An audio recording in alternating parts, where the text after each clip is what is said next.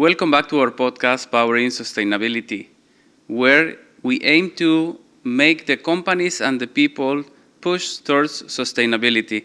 Today I have a very special guest. Her name is Isra Al Zadjali, and she is in Oman. So it's our first podcast that it will be online. So welcome, dear Isra. How are you? Thank you, Pablo. Thank you for having me. I am very happy to be here and excited to discuss sustainability and waste management within the airport operations, especially because airports are a very unique environment where operation efficiency and environmental responsibility and passenger experience all come together. Thank you. Amazing. And for us, is a new place to search how sustainability can be applied, because we know a lot about the hotels, for example, compounds or facilities like ours, but in airports it must be a complicated operation because of the high traffic of people. Yes, yes, of course. Yeah, it is. As you know, Pablo Airport are very different. It's like a venue that is operating 24 by 7. So it's also like it is like people say that airport like small cities that never stop functioning. You have passenger arriving and departing 24 hours a day with multiple airlines, restaurant, lounges, offices, and retails shop operational areas all generating different type of waste. One of the biggest challenges is maintaining proper waste segregation in such high traffic environment. Obviously, passenger behavior continuously changes depending on the flight schedule, the level of stress, and also their awareness and culture. For example, the recycling habit of people varies. It depends on their background and depends also on their awareness. Yes, it's To, correct. to add to add to this, airport must maintain very high standard for cleanliness and hygiene and safety. Yeah, because I imagine that uh, as you are receiving people from all the cultures in the world, not everyone comes from countries that have these habits of segregating, recycling, or even throw the waste in the bin itself. You know, Yeah. as I told in many podcasts before, in my country, for example, you have the bin, and next to the bin you have the waste outside the bin. So, so it's Yeah. very common to Yeah. find that. Of course, having the infrastructure and design ready for passenger would help a lot. You know, if you have a segregation bin scattered all over the terminal, this will help because Pablo, throughout my experience in the waste management and in handling the waste management, I have seen people are conscious and people have the eagerness to do anything, even if it has small impact, small positive impact on environment. They're always happy to have that a good environmental impact. Yes, and do you have what's the like the norms or the rules that you must apply there in terms of how many beans you consider to have, or what type of beans you need to have in what place? Actually, we have so many bins, segregation bins scattered all over the terminal. As we have forecast the number of bin from the beginning of the airport view, and we have linked it to the traffic, the passenger load, and the number of passenger we have forecasted. When it comes to segregation, it's always better to have to start with yourself. So in 2022, when we started the segregation program, we started with Oman Airport staff, and then we have moved to our stakeholders, and then we moved to the retails, and then we moved to hotel lounges. So, and later on, we have reached to the general areas where general areas where the waste is collected by or generated from the passenger, you know. So we started with ourselves and with our stakeholders by started a project of segregating from source. And from that project, Pablo, I have seen like it was starting from the staff canteen. So what you expect from staff canteen is more of food waste, you know? So once we started and we had um, collected lots of food waste that at that time ended up to landfill as if you did not do anything yet. It's only you want to uh, spread the culture of segregation and spread the culture of and the awareness of sustainable and circular waste management. At that time, Pablo, we were generating and collecting lots of food and organic waste without knowing where to take them. And then in the beginning, we went to local farmers and in which they have used the traditional way of generating compost using the food waste. And after that, I remember I went to Qatar, and that was the conference in waste management and sustainable waste management. It was a conference in 2023 in Qatar. And at that time, I saw, in these conferences of sustainability and waste management, you see many technologies, many innovative ideas in which you get fascinated. So I saw a technology back then, and I know what I was struggling with here in my operation, that I have organic food waste that I cannot process, and it ends that I segregate, but it ends up to landfill. So I saw the anaerobic digester in that conference, and I was like, I will get you soon to Muscat Airport. And Yes. of course, it wouldn't be done without the massive support I have got from Oman Airport management and from the leaders and from the service provider themselves. It was done, and I introduced the anaerobic food digester to Muscat Airport smoothly without any delays, and it was functioning very well since 2023 until today. That's amazing. And you know what you say is very important because uh, having an idea now is just not enough to make a change, but having the support is so important for taking actually a great idea to make an impact and to make an action plan and to execute it. That's very important. Also, collaboration between the stakeholders, from the beginning when we started the source segregation project, they were so collaborative. Like without them, it wouldn't be done.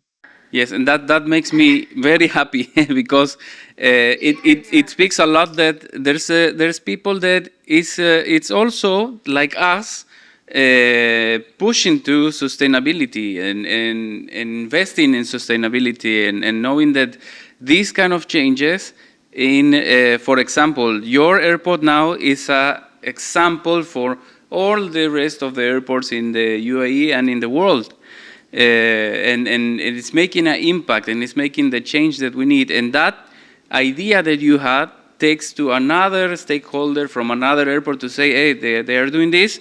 We also can do it, and we also can now start, for example, like you did, like with composting, with segregation, and then you have another place and another place and another place that are pushing through sustainability.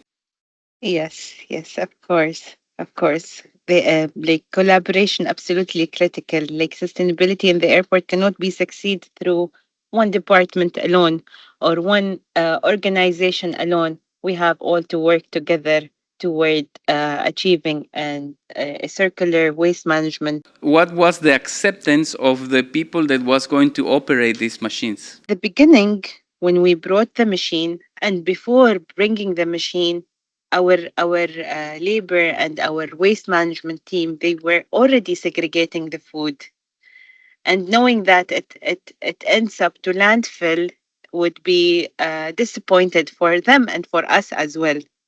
When we brought the food processing anaerobic machine, they were too excited and they were so thrilled to get the training as well. And now they become expert in dealing with the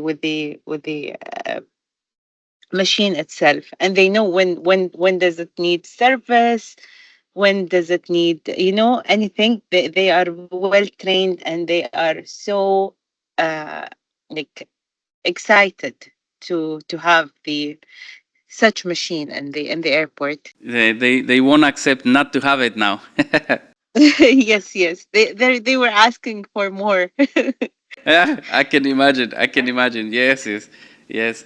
But that's important because some people takes doing these kind of jobs like extra effort that I need to do, but actually it's the opposite. It's like, well, I'm doing this and it means a lot for the future generations and people that, for example, that you will have new staff or new people in the airport that they will already see that this is a part of the airport management, that you must use these machines, that you must push to sustainability, that everything must be under norm and clean, and people get used to this kind of environment, and when they go to another environment they expect the same. Yes, contractor support. It's really, really, and this like it's really critical because when you talk about sustainability initiatives, normally it requires long-term commitment rather than a short-term solution. Yeah, having this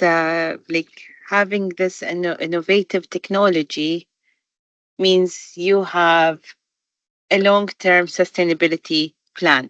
Yes, that's correct. And what speaking about this plan, what are the targets for the airport from now on? And now, knowing that you count with these machines, what are the targets from now in the soon future? Wallahi, Pablo, we are aiming to Terminal Zero. We need to divert our waste fully. As you know, like we want to spread the culture that waste is seen as a resource rather than an end disposal material. It has to be seen as a resource, and it is a resource. When you recover and when you recycle the waste, you are preserving the natural resources, plus you are creating opportunities for recycling companies. I want to make you a question that it may influence a lot in a lot of people because you're an expert in this subject. You're already handling these kind of operations in airport. What would you recommend to other airports or other operation management teams? I believe airports are gradually evolving into integrated sustainable ecosystem. And I see that the future will focus on more circular economy principles, where waste is viewed as a resource, as I said, as a resource rather than an endpoint.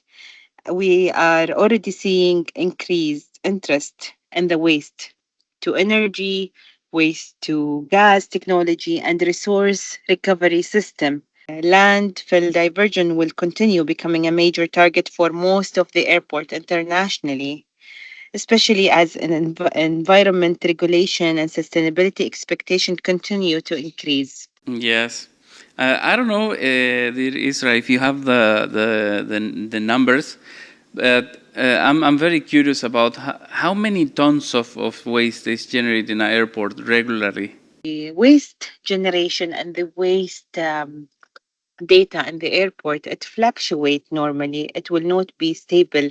It depends all on the passenger load and the number of flights and the how busy and how busy your airport. So it's fluctuating season to season. Yeah, and I wanna make you one more question, and this will go maybe to a lot of people that will wanna visit Oman. What would you recommend to the passengers in terms of waste management or waste handling? Think passenger awareness will become more important and passengers will become part of the sustainability system. The moment they enter the terminal, they become part of the sustainability system. Sustainability in the airport will no longer be an optional. It is becoming of part of operational excellence itself. And it's one of the, I love airports. So Everyone, everyone likes traveling, and everyone likes the airport. Yeah. you will have me in Oman very soon. Yeah, yeah, yeah. You're most welcome anytime, of course. Yes, and then we do a podcast there also. Yeah, live. Yeah. So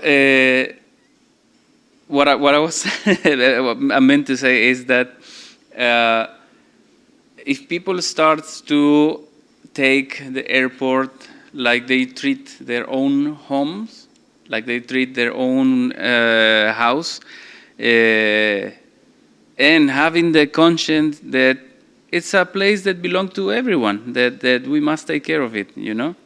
Yeah, yeah. In the beginning, Pablo, I was thinking that if you, by the way, I am a mother of two, so Nice.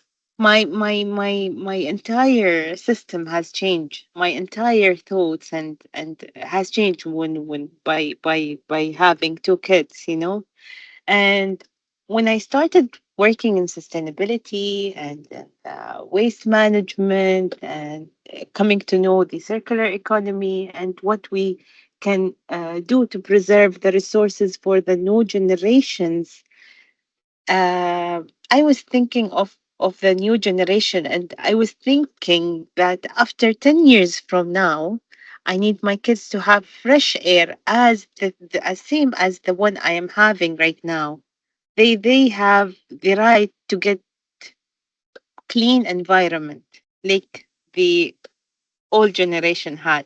Yes, that's absolutely correct. I have also one daughter. She's 8, and I want also a bright future for her. And knowing that the kind of work that we do, it gives them the sample to continue. To make the difference. Yes. Yes, yes, and you start to educate the young generation from the beginning, from schools. They come to know more nowadays. They're well educated when it comes to waste management and segregation and preserving the environment and preserving the national resources. I have just one more question, and then I promise that I'll be short.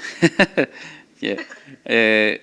What are the future trends in the circular economy for these aviation hubs? Yes, I believe airports are gradually evolving into integrated sustainable ecosystem.